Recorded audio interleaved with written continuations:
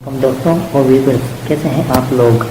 जैसा कि आप लोग जानते हैं कि मैं यूट्यूब और फेसबुक के लिए वीडियोस बनाता हूं और शेयर करता हूं।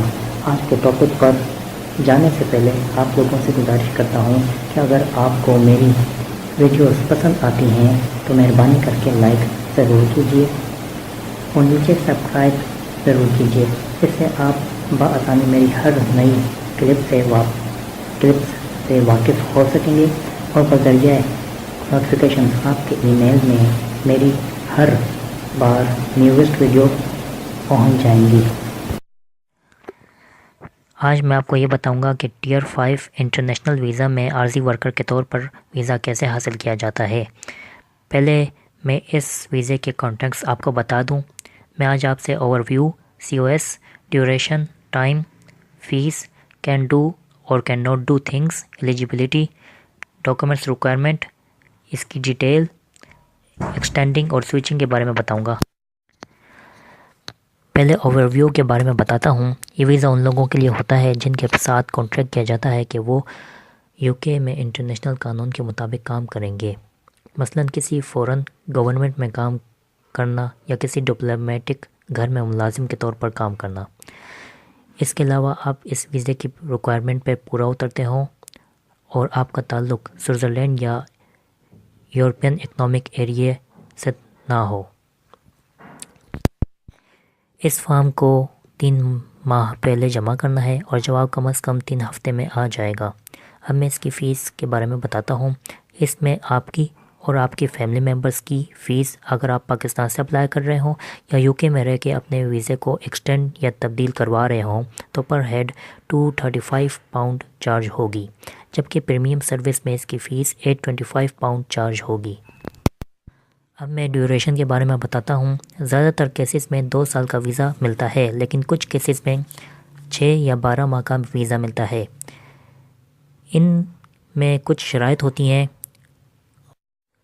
आपका कॉन्ट्रैक्ट गेट्स के अंडर हो, यानी जनरल एग्रीमेंट ट्रेड सर्विस, या सिमिलर ट्रेड एग्रीमेंट के अंडर हो, यानी European child free trade agreement. अगर आपकी नौकरी ख़त्म होने वाली हो या है तो आपको बताया जाएगा कि 60 दिन के अंदर अंदर UK से चले जाएं। अब मैं आपको कैन डू और कैन नॉट डू थिंग्स के बारे में बताता हूँ।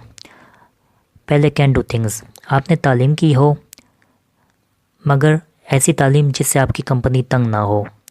स्पॉन्सर के लिए काम कर सकते हैं जिसने आपको COS फराहम किया है। अगर आप दूसरी नौकरी करना चाहते हैं तो वो टियर 2 पे होनी चाहिए, शॉर्टेज ऑक्यूपेशन पर। दूसरे ममालिक का सर्वे कर सकते हैं, फैमिली को भी साथ ला सकते हैं। लेकिन अगर आप UK में मौजूद हैं तो वीज़ा लिए बगैर काम नहीं कर सकते और पब्लिक फंड्स भी नहीं ले सकते। अब मैं आपको एलिजिबिलिटी के बारे में बताता हूँ। इसमें आपका COS का रेफरेंस नंबर, 90 दिन की बैंक स्टेटमेंट। अगर स्पॉन्सर ने इजाज़त ली है कि वो आपके ख़र्चे की ज़िम्मेदारी उठाएगा तो बैंक डिटेल देने की ज़रूरत नहीं। अब मैं इसकी डिटेल बताता हूँ। अब मैं आपको work covered by international law के बारे में बताता हूँ, यानी डिटेल।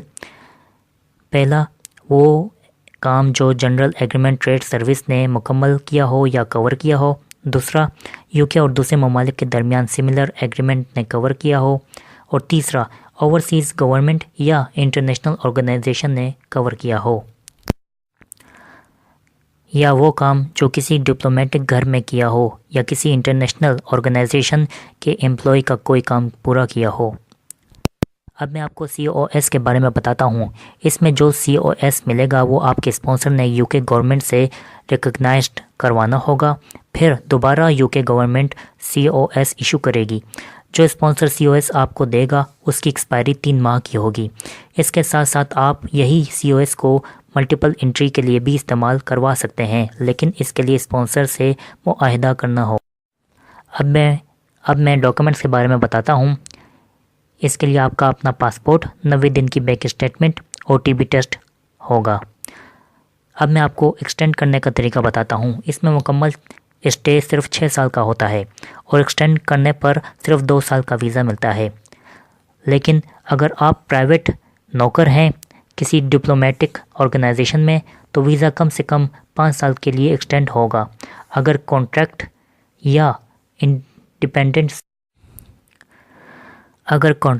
یا انڈیپینڈنٹ سروس پر مطلب کہ پروفیشنل ہیں تو 6 یا 12 ماہ کا ویزا ایکسٹینڈ ہوگا۔ اب میں آپ کو سوئچ ویزا کے بارے میں بتاتا ہوں۔ اگر آپ اپنا ویزا تبدیل کرتے ہیں تو صرف 2 سال کا ویزا ملے گا، لیکن اس تبدیلی کے لیے آپ کے پاس ورک پرمٹ یا تجربہ ہو کہ آپ نے انٹرنیشنل آرگنائزیشن میں UK میں کام کیا ہے۔ امید کرتا ہوں کہ آپ کو میری یہ ویڈیو پسند آئی ہوگی۔ آپ کے لائک کا، سبسکرپشن کا اور نوٹیفیکیشن کا میں منتظر رہوں گا۔ دوبارہ ملتے ہیں نئے ٹاپک کے ساتھ۔ دعاؤں میں یاد رکھیے گا۔ اللہ حافظ۔